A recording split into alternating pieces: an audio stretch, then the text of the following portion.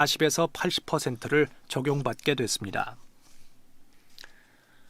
오늘은 수도권과 강원 영서, 충청지방, 광주와 전북 그리고 대구의 초미세먼지 농도가 나쁨 단계로 높겠습니다. 내일도 수도권과 강원 영서, 충청과 호남지방의 미세먼지 농도는 매우 나쁨, 강원 영동과 영남지방은 나쁨 단계로 높겠습니다. KBS 1라디오 4시 뉴스를 마칩니다. 지금까지 아나운서 이재홍이었습니다. KBS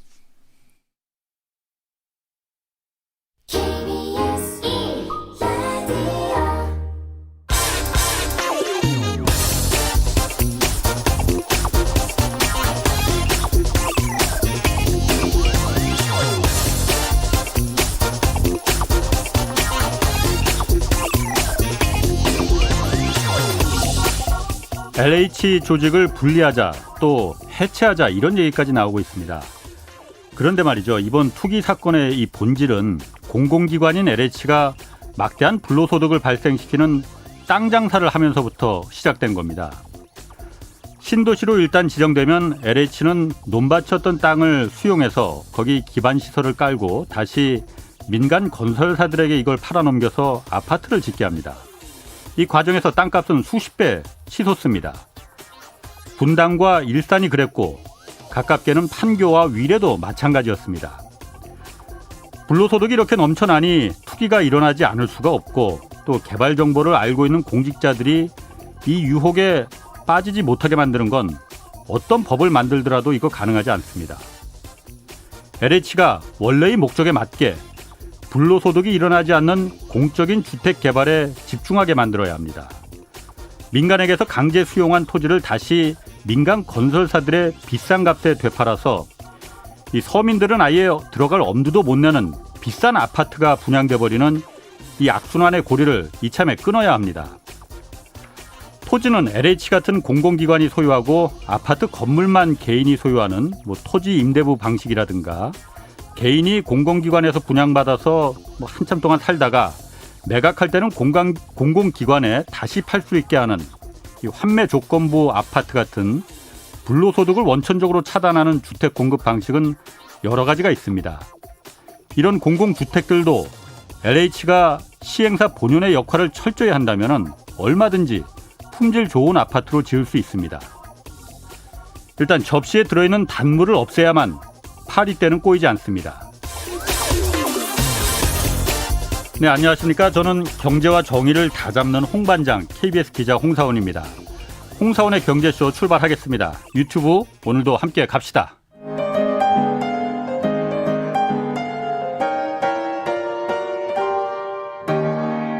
경제방송 많으면 많을수록 아무거나 들으시면 큰일 납니다. 홍사훈의 경제쇼를 전적으로 믿으세요. 네, 오랜만에 찾아온 보수의 경제 시간입니다. 경제학 박사, 보수 진영의 대표적인 경제통, 합리적 보수, 이혜훈 전 국민의힘 의원 나오셨습니다. 안녕하세요. 안녕하세요. 소개가 너무 거창했습니까? 예, 민망하고 죄송합니다. 그렇게 가라고 채찍질 하시는 걸로 알고 열심히 하겠습니다. 채찍질 더 열심히 하겠습니다. 네, 오늘. 예. 지난해 12월 15일 날 이 그 경제쇼 프로그램에 최경영 기자가 그때 나오셨더라고요. 네, 그러니까 그랬죠. 딱 이 석 달 만에 나오셨는데 네. 일단 궁금한 게 서울시장 선거 불출마하셨잖아요. 네. 그러니까 큰 양보를 하셨는데 그때 양보의 변이 대의를 위해서 소화를 접겠다 하셨는데 일단 대의가 지금 잘 진행되고 있습니까? 네. 단일화가 대의였는데요. 예. 지금 단일화가 어쨌든 가닥은 잡히고 있는데 모든 세상 일이 그렇듯이 끝까지 가봐야 끝난 거니까 아직은 모르지만 잘 가고 있을 것으로 기대합니다. 그렇군요. 잘 가리라고 기대합니다. 오늘까지는 보면은 분위기 좋은 것 같더라고요. 근데 이게 이제 어떻게 보면 지금 오늘 주제가 되는 LH 사건 예. 때문에 보수가 조금 이제 기대가 생기다 보니까 네. 또 잘못하면 이런 경우에 이제 기대 때문에 일이 어그러지기도 하거든요. 예. 그래서 그런 일이 없기만을 바랍니다. 그 LH 얘기가 나왔으니까 일단 이게 곧 선거가 있다 보니까 더 이게 그 파급 효과가 막 커지는 것 같은데 일단 어떻게 보십니까? 저는 네. 솔직히 올 것이 왔다라고 생각했어요. 예. 이사 대책이 발표되기 전인 1월 18일이었던 걸로 기억하는데 제가 그날 사퇴 했거든요. 예, 그 다음 날. 그래서 예. 그날은 이제 대통령 신년 기자회견인데 대통령이 그때 이사 대책에 대한 일종의 예고편 비슷한 걸 신년 기자회견에서 말씀하시면서 예. LH 주도에 공공공급을 하겠다는 말씀이 요지였어요. LH 주도에. 네, 왜냐하면 호수가 정확하게 나온 건 아니지만 어마어마한 물량이 공급될 거다라는 건 이미 뭐 다들 예견하고 있었고 그 어마어마한 물량 공급을 민간 규정 풀지 않겠다고 단언을 하셨거든요. 예. 그러면서 공공개발로 가겠다고 하셨는데 그럼 할 수 있는 데가 LH밖에 없지 않습니까? 뭐 SH는 뭐 서울이 뭐 아주 일부이고. 예. 그래서 이제 LH가 주도로 하겠구나라고 생각을 했었는데 예. 그때 제가 참 여러 가지 걱정되는 게 있었는데 그 중에 하나가 이거였어요.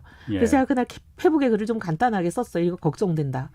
그 네. 당시에? 예. 18일 날 글이 있습니다. 아직까지. 예. 그래서 제가 참 이렇게 안 됐으면 좋았을 텐데 하면 안타까운 마음이 있는데 이제 오늘 우리 오프닝 멘트를 보니까 제 생각하고 너무 비슷해요. 어떻게 이렇게 제 생각하고 비슷하나. 예. 이제 그게 제 한 가지 문제 인식이고 예. 근데 그건 이미 충분히 말씀을 하셨으니까 제가 여기서 또 부연하는 것보다 예. 그거 더하기 또 하나 이제 저의 또 다른 시각에서의 문제인식은 예. 사실 지금 이제 집값 폭등 때문에 이런 안이 나온 거잖아요. 그렇죠. 이사대책이라는 게 이제 공급을 대폭 확충하겠다. 예. 근데 이제 왜 그러면 공급을 이렇게 확충을 급하게 할 수밖에 없게 됐느냐라는 예. 거는 문재인 정부의 3년 반에 공급이 사실은 줄었잖아요. 예. 예. 어떻게 보면 제 표현으로 공급 옥죄기를 했다 이렇게 말씀을 드릴 수가 있는데 그거는 문재인 정부 3년 반 더하기 서울을 놓고 보면 박원순 시장 10년이 사실 공급 옥죄기였습니다. 예. 예, 우리가 이제 서울시의회 보고서를 가지고 얘기하면 제 얘기라고 얘기하면 또 안 믿으실까 봐 박원순 시장이 계시던 시절에 서울시의회 보고서가 서울 전역에 393개의 정비구역이 해제됐는데 예. 그것으로 인해서 26만 호 공급이 무산이 됐다는 거거든요. 예. 그 정도 공급이 무산이 되니까 공급이 부족하죠. 태부족이죠. 예. 사실 이렇게 공급이 줄어들고 있는 상황에서 새 집에 대한 수요는 끊임없이 늘어나는데 인구가 준다고 주택 수요가 주는 게 아니잖아요. 물론 그렇죠. 가구가 분화되고 또 헌집 대신 새 집을 원하는 수요는 끊임없이 생겨납니다. 예. 근데 이제 그 적정 보유 보급률에 훨씬 못 미치는 서울시의 주택 수를 감안하면 공급을 대폭 늘려야 되는데 오히려 거꾸로 공급을 대폭 줄였단 말이죠. 그래서 이렇게 해서 이제 서울 집값은 폭등할 수밖에 없었어요. 25번의 대책을 내도. 그런데 이제 이런 상황에서 집값 폭등이 불보듯 빤한데 이 정부는 계속 그 방향을 갔어요.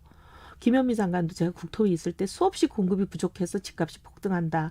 늘려야 된다 그러면 공급 부족하지 않다. 충분하다. 그러더니 이제 2020년 가을부터는 이제 입장을 바꿨습니다. 예. 공급 확충으로. 근데 그러면 사실 공급을 확충하는 가장 큰 축은 민간이에요. 각자 자기가 자기 집을 헐고 부수고 새 집을 짓고 하는 거잖아요. 예. 근데 그걸 그냥 옥죄지 않고 냅두면 되는 거예요. 예. 근데 26만 호 공급을 무산시킬 만큼 그걸 옥죄왔거든요. 근데 그거는 투기를 핑계 대면서 그렇게 풀어주면 투기가 생기기 때문에 안 된다라고 얘기하고 민간의 재건축 재개발 규제는 25번의 정책을 통해서 묶어놨던 걸 풀지는 않았어요. 그러면서 공공주도의 공급을 대폭 확충하겠다. 83만 호를 공급하겠다. 전국에. 네, 예. 어마어마하게 지금 물량을 예. 쏟아내겠다고 하신 거잖아요. 근데 민간이 하는 방식과 공공이 하는 방식은 다릅니다. 민간은 각자가 자기 소유권을 가지고 개발을 하는 거죠. 예. 그러니까 이제 이런 문제가 덜 생겨요. 근데 이제 LH 같은 경우에는 일단 소유권을 땅 주인으로부터 넘겨받잖아요. 예. 그 부분에 대한 반감이 일단 컸다고 하더라고요. 컸고 그리고 이제 넘겨받고 나서 거기서 이제 LH 직원들이 보상하고 하는 과정에서 그 사람들이 상당히 그 복잡한 룰을 다 아시잖아요. 예. 이번에도 보시면은 왕버들이라는 거 우리는 듣지도 보지도 못한 희한한 이제 보상 타짜에 해당하는 보상 신공이 막 나오잖아요. 예. 이제 이런 거를 활용해서 얼마든지 그리고 택지를 지정하잖아요. 왜냐하면 LH가 어디에다가 단지를 만들 건지 민간이 하는 거는 각자 자기 집을 가지고 하기 때문에 그렇게 극비리에 택지가 지정되고 땅 주인들은 알지도 못하는 정보를 공무원이 가지고 그걸 가지고 장난치고 이렇게 하기는 어렵잖아요. 예. 근데 이제 정보가 다 공개된 상태에서 하는 거니까. 근데 이 경우에는 정보가 완전히 통제되고 비대칭 정보가 되는 거죠. 땅 주인들은 모르고 공무원들은 알고 있고. 그러니 신도시 예정 발표가 되기 직전에 막 6일 전에 쪼개기로 막 매입을 하고 이러는 거 아니겠습니까? 이런 일들이 일어나는 게 사실은 그 공공주도 개발이 가지고 있는 여러 가지 방식에서 나오는 거거든요. 근데 이런 문제를 많이 안고 있는 공공주도로 그렇게 어마어마한 물량을 공급하겠다고 그러면 당연히 이런 일이 저는 생긴다고 보는 거죠.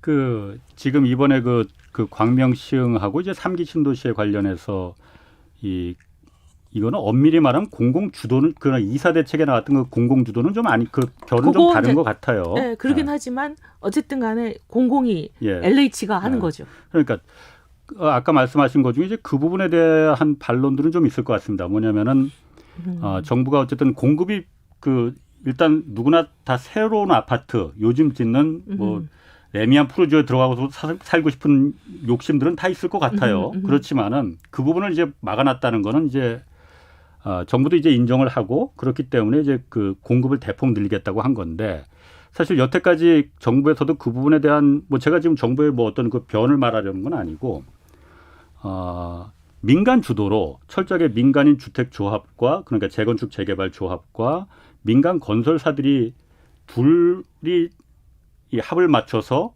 민간에 이게 놔두다 보니까 항상 오히려 이게 주택 공급은 늘어났는데 집값을 오히려 올리는 부작용을 하지 않았느냐. 그러니까 이 부분을 민간에 맡기지 않고 공공이 그러니까 LH나 SH 같은 공공기관이 들어가면은 그렇게 집값을 터무니없이 올리지는 않지 않겠느냐라는 취지에서 이제 공공 주도로 이제 들어간 것 같거든요. 그분들의 주장은 그건데 예. 시장의 원리라는 것은 어쨌든 간에 공급이 확 는다는 시장의 믿음과 신뢰가 생기면 집값이 그렇게 패닉 바잉으로 가지 않고 가라앉는 거지. 지금 이 정부는 계속 공급은 준다는 시그널을 주고 있었기 때문에 집값이 올랐고 실제 집이 공급이 줄었잖아요. 그러니까 오르는 거지. 근데 이제 공공이 주도하든 민간이 주도하든 공급이 대폭 는다라는 시그널만 가도 사실은 시장은 안정될 거라고 보고 과거에도 그랬습니다.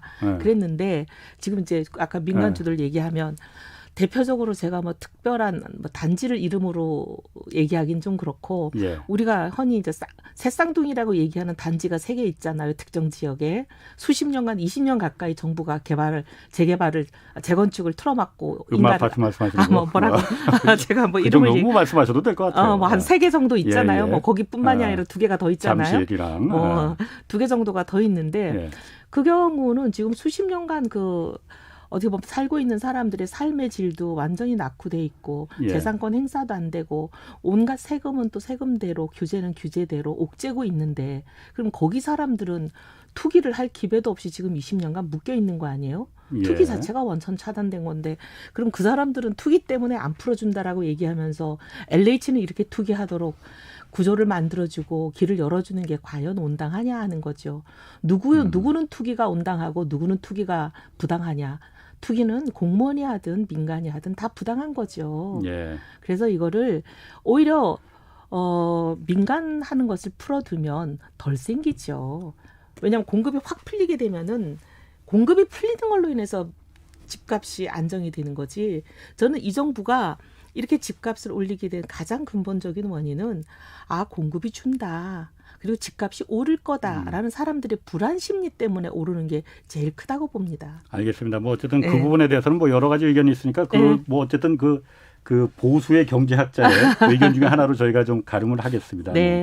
뭐 민간이 주도해서 공급을 해야 되느냐 지금 그 주장이시고 그게 집값을 올리는 부작용이 있으니 공공이 주도해서 집을 이제 공급을 해야 된다라는 주장이 또 있는 거고. 말씀하셨지만 아까도 보면 택지를 헐값에 사서 비싼 값에 건설사에 파는데 공공이 주도하면 집값이 안 오릅니까? 오르는 건 마찬가지죠. 뭐 그 얘기는 알겠습니다.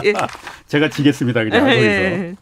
그러니까 이번에 LH에서 어쨌든 이 땅 투기가 뭐 지금 뭐 확정된 건 아니고 그러니까 의심이 되는 거지 않습니까? 어쨌든 그런데 정부에서 LH 직원들하고 국토부 직원들 그 광명시흥지구뿐만이 아니고 이제 그 3기 신도시 전체로 범위를 해서 한번 전수조사를 해봤더니 일단 본인들이 산 거는 딱 20명 나오더라. 그러니까 지난번 시민단체에서 발표한 13명 플러스 7명, 20명 있더라라는 건데 이 부분에 대해서 좀 물론 이 사람들은 정말 간 크게도 대범하게도 자기 이름으로 땅을 산 사람들이에요. 음. 그래도 20명밖에 안 될까라는 의구심은 조금 들거든요. 저도. 일단 이제 두 분이 극단적인 선택으로 목숨을 끊으셨잖아요. 예. 근데 그 두 분은 20명 명단에 들어있지도 않으시잖아요. 근데 이 부분에 대해서 이제 많은 사람들이 상식적인 추정을 할 겁니다. 이분들이 과연 아무 일도 없고 전혀 오해받을 일도 없는데 그 소중한 자기 목숨을 끊었을까? 그게 이제 사람들의 상식적인 생각 아니겠습니까? 예. 제가 이제 고인과 유족에 대해서 또 명예를 훼손하고 싶은 마음은 전혀 없기 때문에 예. 제가 말씀을 드리기보다는 그 보도가 나고 난 언론과 인터넷에 올라온 여러 가지 이제 공개된 글들을 몇 개만 제가 읽어드릴게요. 좀 조심해서 좀 네. 말씀해 주셔야 될 것 같아요. 비리를 저지르고 목숨을 끊으면 공소권 없어지는 악법부터 바꿔야 한다. 이런 글들이 많고요. 13명의 시민단체 제보 외에 800명의 전문 공무원을 투입해서 추가로 찾아낸 게 7명이다. 그런데 그 명단에는 있지도 않은 사람 2명이 목숨을 끊었는데 조사가 엄정했다고 말할 수 있냐. 이런 얘기가 있고요. 투기자 명단에도 없는 사람이 죽었다는 얘기는 그 투기자 명단이 지극히 부실하다는 얘기 아니냐. 이런 얘기들이 많습니다. 그냥 그 정도로 가름할게요. 가늠될 것 같습니다. 그러면은 지금 어쨌든 이 당사자들뿐만이 아니고 뭐 직계 좀비속 가족들한테까지 범위를 이제 넓혀야 되는 거 아니야? 그 얘기 당연히 나와요. 처음부터 나왔습니다. 그런데 네. 뭐 한 10만 명 된다는데 이러면 정말 무한정 또 시일이 또 걸리는 거 아니냐? 일단 시간을 빠른 시간 내에 조사해서 이걸 단죄를 하고 죄가 있으면 벌을 내리는 게 중요한데 너무 시간이 오래 걸리는 거 아니냐라는 이 입장이 있거든요. 근데 저는 그런 것 같아요. 수사를 제가 해본 적도 없고 저는 수사의 전문가가 아니잖아요. 예, 예. 근데 이제 많은 수사의 전문가들이 하는 얘기를 들으면 좋지 않을까 싶어요. 그리고 제가 들어도 그게 상당히 상식적인데 예. 신도시 계획 발표가 나기 하여튼 1년 전이든 2년 전이든 어쨌든 계획이 공무원들이 만약에 관여가 됐다면 그분들이 입안 단계가 있었을 거 아니에요. 검토했던 단계. 그렇죠. 그게 10년 전부터 하지는 않았을 거 아니겠습니까? 그렇게 기간을 아주 짧게 정하고 그 사이에 있었던 거래만 가지고 매입 자금을 추적하면 되는 거 아닙니까? 그러니까 그 당시에 그 땅에 대한 거래가 있었느냐 그걸 거래. 확인하고 모든 땅을 다 할 필요 없잖아요. 거래가 수십 있었던 년간, 땅. 수십 년간 그냥 상속받아온 예. 땅, 소유가 수십 년간 있었던 땅 그런 땅은 뒤질 필요 없는 거잖아요. 예. 그러니까 그렇게 좀 조사의 대상을 줄이고 예. 줄인 다음에는 근데 이제 이래요. 자기 가족 명의로 안 가지고 있는 분들도 많지 않겠어요? 당연히 그럴 겁니다. 과거 1, 2기 신도시 때도 어마어마한 사람들이 구속되고 여러 가지 처벌받고 이랬으니까. 그때도 공직자들 2기 신도시 때도 한 20명 넘게 구속됐어요. 구속됐었죠. 예. 1기 때는 더 많았죠. 예. 이렇게 되면 당연히 그걸 보고 공무원들이 배우지 않겠어요? 그러면 절친한 사람이나 아주 믿을 수 있는 지인 관계에 있는 사람이나 이렇게 했을 수도 있기 때문에 그런 거 본인 명의, 가족 명의만 갖고 하는 것보다는 어쨌든 저는 매입 자금 이런 것도 추적하면 사실 금융기법으로 검찰이 그런 전담 수사반이 있었잖아요. 우리가 수십 년 동안 국민들이 세금 내서 키워온 그들의 수사 전문성 그거 지금 쓰면 좋은 거 아닌가요? 그러니까 이게 검찰이든 경찰이든 그 수사의 그 경험이나 이런 것보다도 어쨌든 말씀하신 대로 최근 몇 년간에 네. 그 토지가 거래가 있었느냐 없었느냐. 거래가 없었던 거는 그냥 그건 놔두면 되는 거고 거래가 있었던 토지만 추려서 이걸 갖다가 등기부등본 띄워봐서 이 사람 누구냐. 이 사람 그럼 LH나 국토부 아니면 고위공직자. 이거 다 전산에 돼 있죠. 그러니까 그게 띄워볼 필요도 없이 전산으로 짜르륵 하면 나오는데. 한국부동산원에 그러니까 옛날 한국감정원이죠. 부동산 거래 시스템에 보면은 다 있어요. 이거 시간도 많이 걸리지도 않죠. 시간 안 걸린답니다. 예. 저희가 좀 물어봤더니 이거 전산으로 다 돼 있는데 왜 시간이 걸려요? 그러니까 말이에요. 예. 그러면은 이건 어떻습니까? 예. 국회의원 300명 저수조사하자. 저는 하는 거 좋다고 봐요. 근데 지금 오늘 저희 계신 국민의힘에서는 반대했어요? 네. 그래요? 이게 그런 거 아닐까 싶어요. 네. 지금 이제 계속 논점을 딴 데로 흐트려서 물타기 하려는 거에 대한 이건 정치 공세이다 보니까 그 물타기는 안 된다. 여기에 집중해서 시간 끌지 말고 빨리 이거 사태를 진상 규명하자 이런 뜻 아닐까요? 그러니까 그 야당이라고 해서 다 반대하는 건 아니고 좀 홍준표 의원은 사실 지금 무소속이니까 국민의힘 의원은 아니지만 민주당이 참 잘하는 거다. 이거 절대 찬성한다라고 하고 저는 어쨌든 이게 지자체나 국토부나 LH 직원의 그 한정할 게 아니고 국회의원도 사실 굉장히 정부에 접근할 수 있는 일종의 권한을 갖고 있는 그럴 수 직분 있죠. 아닙니까? 그럴 수 있고. 이참에 예. 이참에 정말 다 이 투기 세력을 뽑기 위해서 다 한번 훑어보는 게 어떨까? 아니 솔은 이렇지만 외양간이라도 고치는 게 낫지 외양간도 안 고치는 것보다는 고치는 게 낫지 않나요? 오늘 그게 그 정세균 총리가 한 말이라는 건 알고 그래요? 계시죠? 죄송합니다. 제가 오늘 뉴스를 못 봤습니다. 예. 정세균 총리가 손우님이 이렇지만은 그래도 외양간은 고쳐야 된다. 아 그래요? 라는 이제 아니 왜 이렇게 오늘 이렇게 전심이 많을까요? 알겠습니다. 이 처벌이 사실 중요하잖아요. 네. 그런데 지금 벌써부터 이거 처벌할 법이 없다. 그러니까 뭐 오죽하면은 지금 소급해서 지금 적용해야 된다라는 얘기까지 지금 막 나오지 않습니까? 정말 이거 법이 없는 걸까요, 이거? 현재 현행법은 없다고 법 전문가들인 변호사들이 그렇게 얘기하니까. 아니 그런데 아까 말씀하셨듯이 1기 신도시 때도 그렇게 있었고 2기 신도시 때도 경험이 있었잖아요. 공직자도 수십 명 이제 구속되고 그랬잖아요. 그때 뭐 했습니까 그러면은? 그러니까 참 답답한 거예요. 이런 거 보면. 근데 이제 2018년에 법을 또 달리 적용을 했어요. 3기 신도시는 원래 1, 2기 신도시 때는 택지개발법인가? 택지개발 촉진법에 의해서 이제 그 신도시를 조성하는 걸로 갔었는데 이번에는 공공주택특별법으로 또 법을 바꿔 적용을 했거든요. 그러면서 이게 뭐 좀 연속되지 않은 것이 있는 모양이에요. 예. 근데 그럼에도 불구하고 공무상 취득한 기밀을 활용해서 부당한 이익을 취하는 사람들에 대한 처벌 이런 거는 법을 만들어서 써야 되는데 그 부분은 굉장히 답답하죠. 그러면 처벌 조항은 없대. 하면 안 된다는 규정은 있는데 그걸 어겼을 경우에 이제 뭐 추징 몰수 이런 게 없는 모양이에요. 이게 소급은 가능한 겁니까 그러면? 근데 우리가 부진정 소급을 너무 많이 해왔잖아요. 그동안. 상당히 많이 했습니다. 많이 했기 때문에 이번 사태에 대해서는 안 된다라고 얘기하기가 쉽지는 않을 것 같아요. 안 된다고 하면 정말 민심에. 이거 뭐 이게 웃으면서 얘기할 얘기는 아닌 것 아닌데, 같은데. 네. 알겠습니다. 근데 저는 이번에 보면서 왜 그렇게까지 또 과다하게 그 땅 주인들에게 혜택을 줬느냐. 근데 혜택을 주는 건 또 일견 이해가 되는 측면이 있어요. 과거에는 보면 땅을 가지고 있던 사람이 전매를 못하게 하고 전매를 허용하는 아주 예외적인 경우에 대해서도 감정가 이하로만 팔게 하고 더 이상 돈을 못 받게 해서 부당한 시세 차익을 못하는 여러 가지 안전판을 도왔었잖아요. 1, 2기 신도시 때만 해도 그랬고. 그랬는데 이번에 2018년에 이제 갑자기 3기 신도시를 추진하면서 이거 법을 바꿨습니다. 그래서 굉장히 땅 주인들이 혜택을 많이 받게 됐어요. 그건 아마 보상을 좀 쉽게 하고 빨리 추진하려고 하는 그런 이유는 있었겠지만 이렇게 특혜를 열어주면 반드시 이것 때문에 생길 수 있는 부당 이익을 차단하는 안전판도 같이 갔었어야 되거든요. 맞습니다. 근데 그걸 안 간 거예요. 그건 전 굉장히 큰 실수 같아요. 이제는 전매도 되고 그다음에 이제 뭐 단독주택을 분양권을 가질 수도 있고 아파트 입주권을 선택해서 가질 수도 있고 그다음에 또 프리미엄까지 얹어서 팔 수도 있고 뭐 여러 가지 이제 없던 혜택들을 많이 줬거든요. 그러면 당연히 이거를 가지고 투기를 하는 그렇게 투기를 차단하는데 목을 매는 이 문정부가 왜 이 투기를 막지 않았는지 저는 이해가 안 돼요.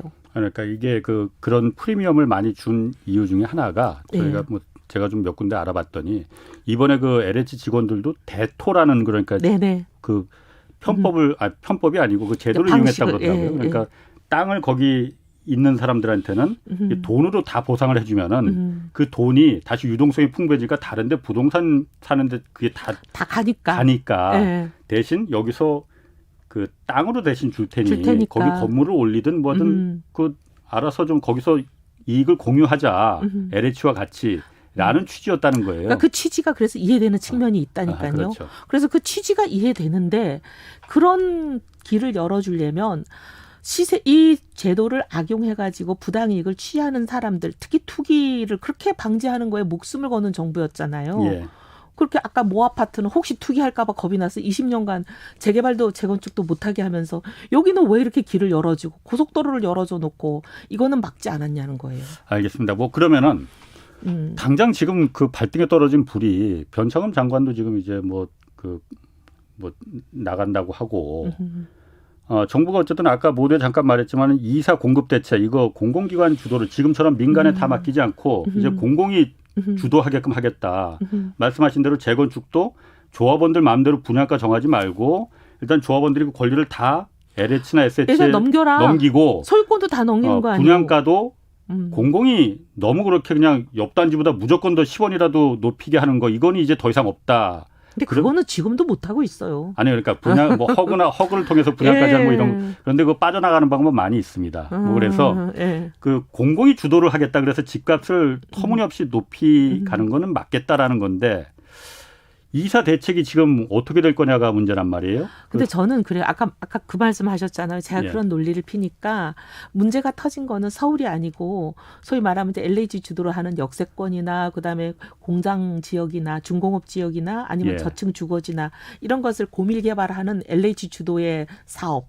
그다음에 이제 기존의 재개발 재건축을 LH 주도로 하는 사실 예. 공공 정비 사업 네네. 이런 거 도시 재생을 또 정비 사업과 결합하는 그런 사업 소위 지금 제가 얘기하는 세 가지 덩어리의 큰 사업들은 서울에서 주로 일어나는 거고 그건 다 LH가 주도하는 거잖아요. 예. 그거하고 신도시하고는 좀 다르지 않냐 그러셨는데 예.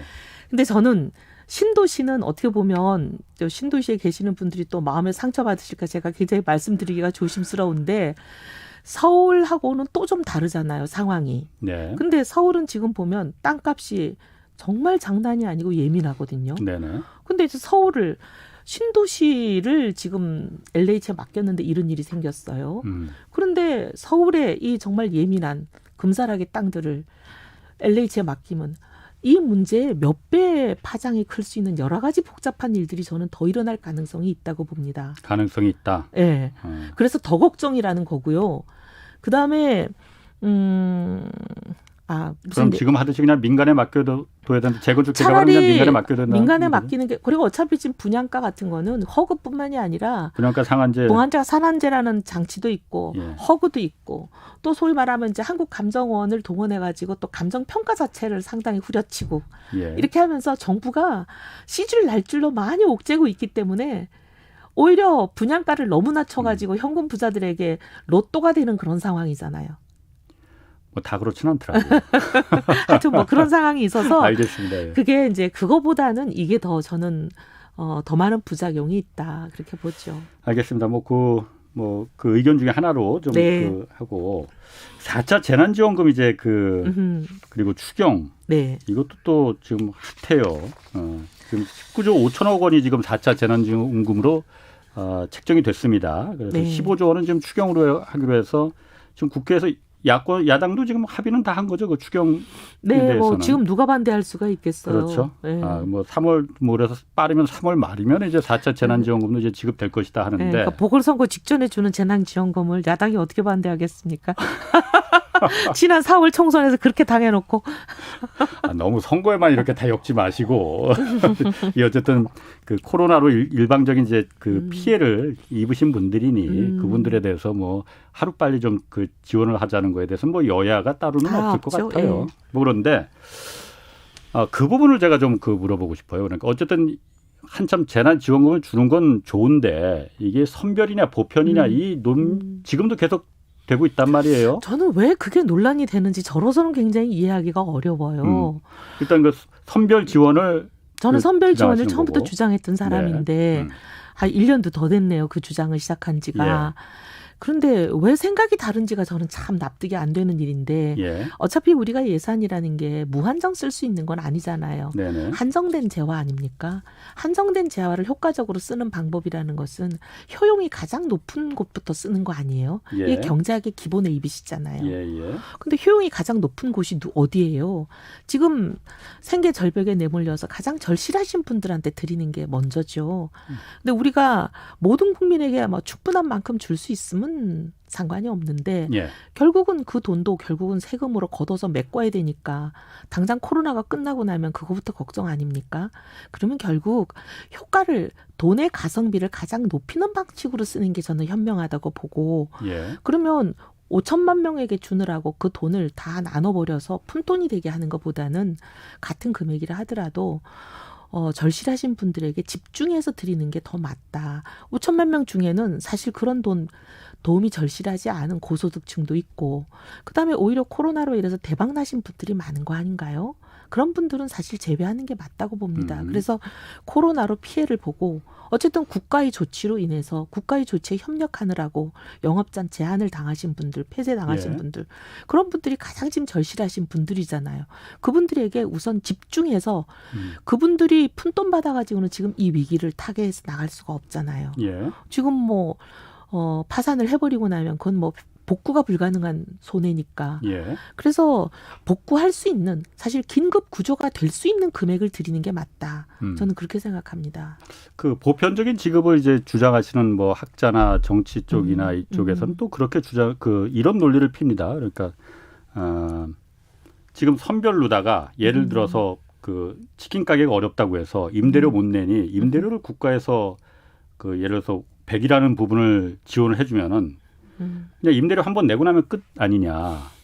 그러면 정말 이 재정의 그 효용성, 그 이른바 그 승수 효과를 기대할 수 없는 거 아니냐. 소비 진작 얘기하는 거죠.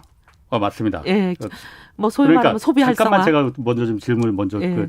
지금 들으시는 분들도 좀 네. 일하셔야 되니까. 이해하시게 100이라는 돈을 치킨집 사장님한테 임대료로 다 그냥 주는 것보다 그러면 한 번에 그야말로 임대료 이거 퉁치는 거로 끝나지 않느냐. 그러니 그걸 10씩 일반 사람들한테 삼성전자 회장한테도 10 주고 이 의원님한테도 10 주고 모두에게 10을 주면은 그 사람들이 결국은 그 돈을 누구한테 쓰겠느냐.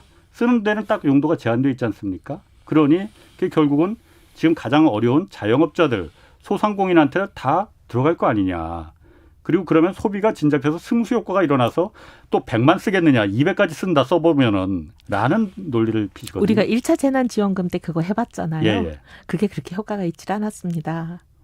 그게 이제 1인당 뭐 몇십만 원씩 주는 거 가지고 예. 그렇게 이제 이론적인 교과서에서 얘기하는 것처럼 예. 우리가 수학 모델에서 얘기하는 것처럼 그렇게 효과가 나질 않았다는 게 이미 우리가 체험을 했고요. 그다음에 그게 결과가 1차 재난지원금이 효과가 별로 없었다고? 생각보다 없었습니다. 그게 이제 뭐 기관마다 좀 다르게 나오기는 다르게 하는데 나옵니다. 예. 국회 예산정책처와 예. 그다음에 KDI와 등등등이 예. 지금 다 다릅니다. 예. 다르고 이제 우리가 보면 이런 게 있어요. 소비 성향이라는 게 있잖아요. 네. 연봉이 10억 되는 사람이 10만 원 받았을 때 그걸 얼마나 쓸까 하는 것도 있고 예. 그다음에 당장 100만 원 월수가 어려우신 분이 10만 원을 받으면 다 쓰겠죠. 예. 그러니까 어려운 분들한테 더 드려야 그 돈이 더 시장에 풀리죠. 연봉 1억 받는 사람도 10만 원 어차피 써야 되는 거면 쓸 것 같은데 그거 안 어차피 쓰나요? 쓰는 게 그 사람들은 굳이 그거 받으나 안 받으나 쓰거든요. 그거 받는다고 해서 예. 추가로 더 쓰는 돈이 그렇게 많지 않은데 예. 어려우신 분들은 가는 만큼 추가로 간 만큼이 다 쓰는 거죠. 네네. 더 드리는 게 어려운 분들한테 더 드리는 게 그 소위 말하는 승수 효과도 더 극대화하는 거 아닐까요? 어려운 분들에게 예. 어려운 분들에게 지원하면 그냥 임대료 한 번 내는 거로 그냥 끝나는 거 아닙니까? 임대료만 내시겠어요? 그분들이? 일단 당장 임대료가 뭐 그 가장 지금은 이제 어려운 임대료만 한지. 자영업자한테만 주는 게 아니고 예. 어려운 분들한테 저소득층에게 주문은 사실 예. 그걸로 고기도 사 드시고 뭐 외식도 하시고 쓰는 거죠. 그게 소비 진작 효과가 거기서 나오는 거죠.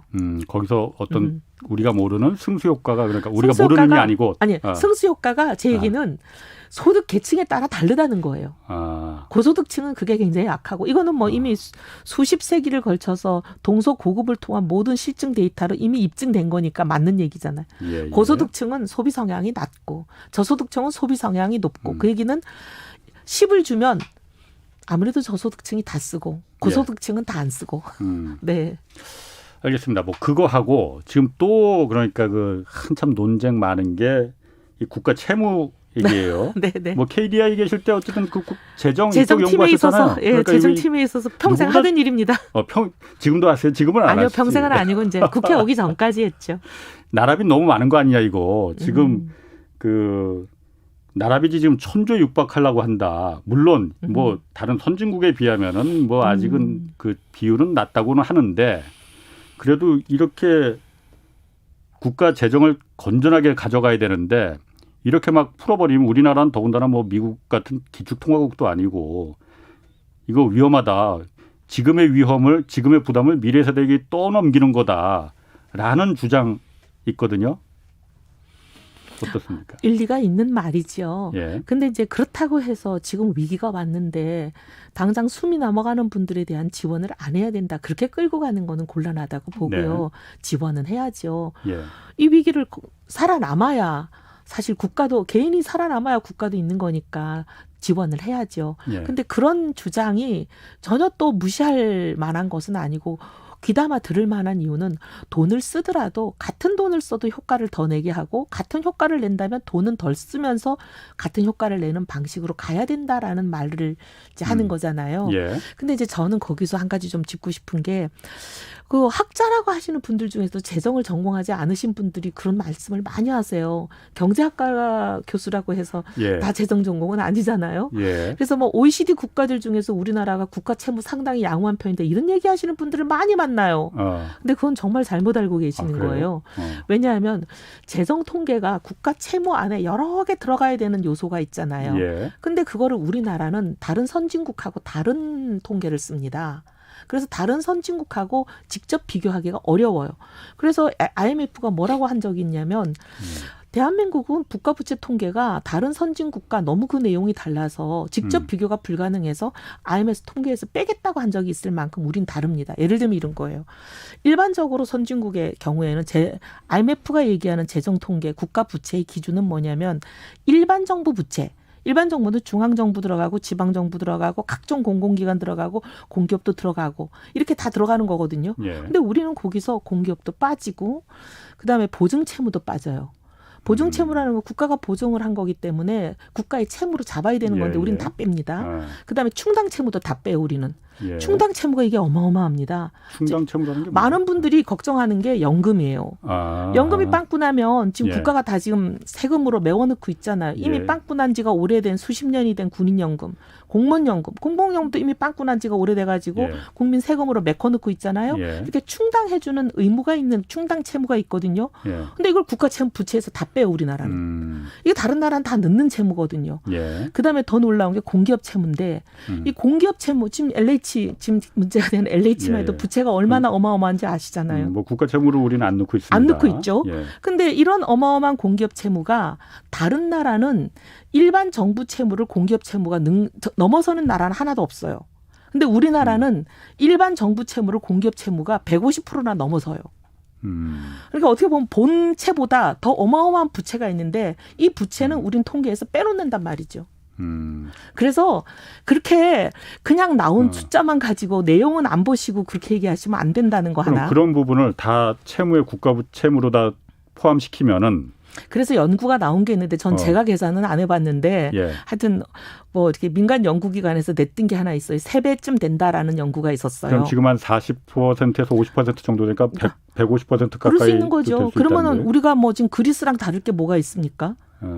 굉장히 문제가 있는 얘기고 예. 그다음에 또 하나는 최근에 갑자기 급증하고 있는 거는 굉장히 유의 깊게 봐야 되는 거예요. 속도가 너무 빠르다 이거죠. 작년 한 해 8.4%나 올랐잖아요. 예.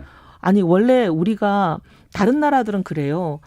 20%대에서 30%로 갈 때 한 10년 걸리는 게 통상이었다면 갑자기 1년 만에 8.4%가 늘어났으면 이건 굉장히 심하게 늘어나는 거거든요. 그러니까 이게 굉장히 비정상적으로 급증하고 있으니 조심해야 된다라는 시그널로는 받아들여야죠. 그렇군요. 뭐 아까 그 특정 교수님을 최 교수님 말씀하시는 것 같은데. 뭐 제가 누구라고 얘기하기는 그렇고. 어쨌든 이 수요일 날 최백운 교수님이 또 출연하시거든요. 그래서 그때 한번 이 국가 채무에 대해서는 또 반론을 한번 좀 들어보도록 하겠습니다. 네. 자, 그러면은 어쨌든 채무가 네. 어려울 때 당장 먹고 살 게 없는데 빚을 져야 되는 거는 어쩔 수 없단 어쩔 말이에요. 수 없죠. 그걸 누가 지느냐, 국가가 지느냐 아니면 개인이 지느냐라는 부분인데 우리 같은 경우에는 어쨌든 국가 채무에 비해서 물론 아까 말씀하시길 그 채무 산정하는 그 기준이 좀 다르다고는 하셨지만은 그렇다 하더라도 국가 채무에 비해서 개인 채무가 너무 많은 거 아니냐. 왜냐하면 지금 GDP 대비해서 지금 개인 채무 비율이 세계 1등이라고 하니까 물론 이게 다 코로나 때문에 이 생활고로 생활자금을 다 대출받은 건 아닌 것 같은데 그렇다 하더라도 개인이 어쨌든 이 그 부채가 만약 뇌관이 돼서 경제에 영향을 준다면은 그게 바로 은행에 이제 영향을 미칠 테고 그걸 갖다가 막으려면은 정말 호미로 막을 걸 삽으로도 못 막는다. 그러니 개인이 지는 부채 대신 국가가 채무를 좀 떠안아줘야 된다. 그 부분 어떻게 생각하세요? 개인이 지는 채무를 국가가 떠안아줘야 된다. 예. 아니, 직접적으로 떠안는 대신에 그 국가가 그런 부분에서 재정의 역할을 해줘서 개인의 보호막이 돼줘야 된다. 아, 그건 그렇죠. 예. 그래서 사실 국가라의 존재 이유 중에 여러 예. 존재 이유가 있지만 그 중에 하나가 그런 예. 것도 있죠. 개인이 감당할 수 없는 위험을 사실 국가가 떠안아주는 게 그게 사회보험이고 그런 거 아니겠습니까? 예. 복지고. 그런 게 일정 부분 필요하지만 아까 제가 말씀드린 거는 그래서 국가가 빚을 너무 지면 안 되니까 지금 코로나로 막 사람들이 숨이 넘어가게 생겼는데도 지원을 더 늘리면 안 된다. 그런 논리로 과하게 가는 거는 문제가 있고 전 예. 동의하기 어렵고 지금은 위기 상황이니까 어쨌든 이 위기를 넘길 수 있도록 파산하지 않고 넘길 수 있도록 도와야죠. 돕는데 그 돕는 것도 그래서 돈이 무한정 있는 것처럼 그렇게 비효율적으로 마구 퍼주듯이 돕는 것보다는 효과를 낼 수 있는 방법으로 돕자 이 얘기죠. 국가 부채를 생각하면서 그 얘기죠. 그렇군요. 네. 알겠습니다. 그러면은 지금 코로나 이제 그 백신 접종도 시작됐고 사실 그 가계 부채가 얘기가 나왔으니까 저희가 사실 지금 누구도 그 지금 언급하고 않지만은 이 코로나 이제 우리가 정상적인 경제 상황이 돌아왔을 때 가계 부채가 지금 너무 높아졌으니 물론 이게 코로나 때문이라고 다 전적으로 말할 수는 없을 것 같아요. 뭐 주식, 부동산 이쪽에 워낙 많은 그 유동성이 들어갔으니 이게 정말 뇌관이 돼서 발목을 잡는 거 아니냐. 막 경제 성장이 이제 다시 점프하려고 하는데 그 우려가 많거든요. 그러니까 누구도 입 밖에 지금 뭐 겁나서 그런지 꺼내지 않습니다. 답이 없어서 꺼내질 못할 거예요. 답이 없어서. 뾰족한 답을 못 내니까. 예. 근데 지금 가계부채 심각합니다. 예. 심각하고 지금 이제 금리가 슬슬 오르잖아요. 그러니까 벌써 금리가 상당히 급등하는 조짐이 보이고 있고. 이미 오르고 있습니다. 네, 오르고 있죠. 이미 올랐죠. 시장 금리가. 예. 그다음에 또 더 놀라운 것은 더 걱정해야 되는 것은 이제 미국이 슬슬 금리를 지금 올린단 말이죠. 뭐 그러니까 우리 금리도 올라가는 거고. 그러니까 이제 그러면 앞으로 더 오른다는 얘기예요. 지금 예. 올라가는 것뿐만이 아니라 앞으로 더 오른다는 얘기니까 더 걱정되죠. 예. 일단 물가도 오르고 있습니다. 당분간은 상당히 물가가 우리가 저 물가 시대라 그렇게 걱정을 안 했는데 지금 물가도 이제 오르기 시작하니까 예. 이 부담이 더 커지는 거죠. 근데 그럼 이 왜 가계 부채가 이렇게 급하게 올랐냐? 지금 최근에 급등세가 더 문제입니다. 작년 한 해 어마어마하게 또 올랐거든요. 근데 이게 그러면 왜 올랐냐에 대한 원인 분석을 제가 또 얘기하면 이제 안 믿으실 가능성이 많으니까. 아니, 믿습니다. 저. 네. 예. 작년 한 해 한 9조 정도 가계부채가 급증을 했는데요. 그중에 예. 6.4조가 뭔지 아세요? 주택담보대출입니다. 부동산. 네, 주택담보대출이라 6.4가 주택담보대출이면 거의 70% 이상이잖아요. 예. 그 얘기는 코로나 때문이 아니고 집값 폭등과 전세난 때문입니다. 근데 이게 이제 결국은 제가 다시 또 원인으로 돌아가는데 문정부의 부동산 정책이 여러 가지 이제 관련 분야에 관련 이슈에 영향을 미치고 있는 게 이런 데서 드러나는 거예요. 그래서 이게 가계대출 근데 뭐 엄청나게 대출을 규제하면서 막으려고 많이 했지만 워낙 집값이 폭등한다고 사람들 불안 심리가 자극이 되니까 패닉바잉 영끌하면서 비투는 이제 요즘 좀 사그라들고 있지만 영끌은 여전한 것 같아요. 그래서 이게 가계부채가 이 정도 오르는데 은성수 금융위원장이 제가 얘기하는 거 듣고 참 답답하시겠다. 얼마나 답답하실까. 뾰족한 대책이 쉽지는 않은데. 예. 근데 좀 이제 금융의 틀 안에서만 대책을 얘기를 하시더라고요. 그러면서 뭐라 그러시냐면 DSR. 그게 이제 대출 총액 한도를 정하는 거잖아요. 예. 예. 여태까지는 금융기관별로 40%를 정했는데 그러다 보니까 개인 중에서 40%를 넘게 대출을 받아가는 사람도 있었다. 이제는 사람별로 40%를 적용해서 한도를 더 줄이겠다.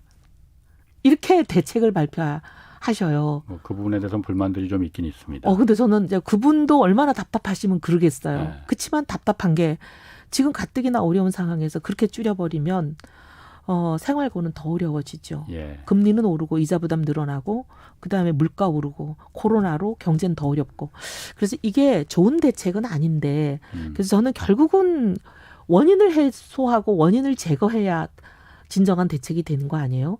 결국은 집값 폭등 때문에 이렇게 주담대가 주택담보대출이 늘어났으니까 전세난 집값 이거 해결을 해야만 사실 가계부채 문제도 제대로 해결이 됩니다.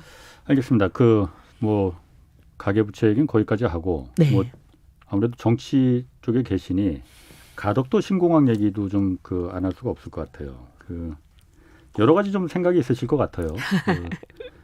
야당에서도 일단 가덕도 신공항에 대해서는 이제 특별법에도 동의하셨고 찬성하는 입장이 당의 입장은 그렇죠. 당론은 찬성이라 당론은이라고 말씀하시는 거 보니까 개인 의견 좀 다르실 것 같은데 어떻습니까? 제가 사실은 예. 정치권에 가기 전에 국책연구소 있을 때 예. 공항 건설 타당성 조사에 책임자를 했던 사람이거든요. KDI에 계실 때? 네. 아 그래요? 제가 이 문제에 아. 대해서 나름 생각이 있는데 예. 당의 입장과 다르다 보니까 참 말하기가 어려워요. 오늘 한번 말씀해 보시죠. 그리고 저는 또 고향이 아. 제가 그쪽이라 예. 제 가족 친지 그다음에 동창들 온갖 지인들이 다 이 가덕도 신공항에 목을 매요. 그러니까 제가 이제 제 전공과 네. 제 어떤 개인적인 인연은 완전히 지금 상충하고 있습니다. 정반대로. 근데 저는 걱정되는 게 예. 어찌됐거나 이게 정치적으로 굉장히 꼬여버렸잖아요. 예. 근데 저는 굉장히 어떻게 보면 좋지 않은 선례를 남기지 않았나. 어쨌든 2016년에 이걸 합의를 해서 불란서에 용역을 맡겼을 때는 예. 국내에서는 누구도 이거를 정치적인 이 정쟁에 휘둘려서 공정한 결론을 못 내리니까 딱 전문성만 가지고 결론을 내라. 그리고 그 내면 누구나 승복하겠다. 이렇게 합의를 하고 불란서에 맡겼는데 예. 거기서 나온 결론은 가덕도도 아니고 밀양도 아니다.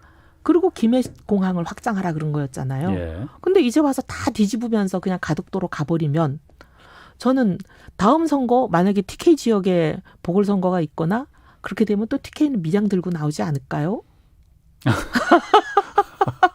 저는 이게 굉장히 웃을 일도 아닌데 예. 너무 걱정이 되고 예. 이걸 보면서 제가 이제 옛날에 인천공항 관련한 일을 할 때 그때 일본 출장도 가고 했을 때 일본서 들은 얘기가 굉장히 오버랩입니다. 97개 공항이 있잖아요. 예. 54개가 지방공항 아니에요? 예. 대부분이 빚더미죠. 일본에. 일본. 예. 예. 근데 일본은 사실 그 97개 중에서 그래도 손님이 오는 거는 75%의 손님이 4개밖에 없습니다. 나리타, 하네다, 주부, 간사이. 근데 나머지 93개는 거의 사람이 없어요. 예. 근데 왜 이렇게 됐냐? 그때 우리랑 비슷했던 게 지역경제 활성화라는 명분으로 1현 1공항. 그게 바람이 불어가지고 예. 인프라 투자를 너무 많이 했고 그리고 지금 완전 빚더미에 앉은 거잖아요. 예. 그렇게 되다 보니까 문제는 이렇게 분산이 되니까 선택과 집중을 해서 하나의 공항을 국제 무대에서 허브 공항으로 키워야 되는데 그렇게 못 해가지고 다 난립이 돼버리니까 나머지 공항들이 인천공항에게 지는 거예요. 그래서 그 사람들은 일본은 한국이 맞았다.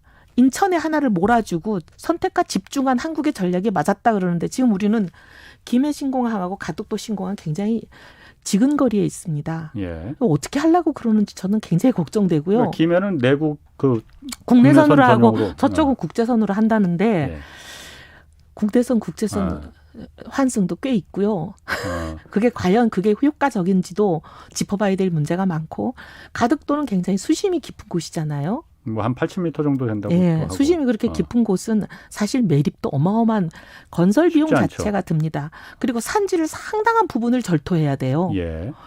건설 비용도 어마어마하지만 문제는 그것 때문에 생기는 어업이나 그 지역 경제 타격도 무시하기가 어렵습니다. 뭐 그러면은 제가 잠깐 시간이 그렇게 많지가 않아서 그럼 이 의원님 같은 경우에는 아예 허브 공항을 하나 인천공항이 지금 포화 상태니 허브공항을 또 하나 만들어야 된다. 그래서 동남권 신공항이 나온 거죠. 근데 또 하나의 허브공항이 그렇게 필요치 않다는 얘기. 아니요. 허브공항은 필요한데 예. 문제는 이 허브공항이 지금 인천공항이 포화된 거는 뭐 우리 다 아는 얘기고 그래서 또 하나 하는 건 좋은데 문제는 그래서 동남권 신공항이 필요하다는 데까지 동의를 하더라도 그게 왜 하필이면 김해 지근거리에 있는 가덕도이며 가덕도가 여러 가지 건설이나 또 환경적인 영향이나 지역 생태계, 지역 경제에 미치는 영향 등등을 감안했을 때 어쨌든 외국 기관에서는 공항으로 고려할 대상이 아니다라고 결론을 냈잖아요. 뭐 프랑스 용역회사에서는 그렇게 냈죠. 네. 그랬는데 이제 그걸 다 받아들이게 해놓고 지금 와서 이렇게 다 뒤집어지는 게 걱정이 많이 된다는 거죠. 그럼 선거 끝나고 또 이거 바뀔 가능성이 있는 거예요, 그러면은? 아니 근데 그 법을 보면은 예비 타당성 조사는 면제를 했어요. 예. 하지만 사타는 면제가 안 돼 있고 환경 영향 평가도 면제가 안 돼 있어요. 네, 알겠습니다. 오늘 말씀 감사합니다. 다음에 또 한번 종종 좀 모시겠습니다. 지금까지 이혜훈 전 의원 함께했습니다. 자, 자, 홍사훈의 경제쇼 여기까지입니다. 저는 내일 다시 찾아뵙겠고요. 지금까지 경제와 정의를 다 잡는 홍사훈의 경제쇼였습니다.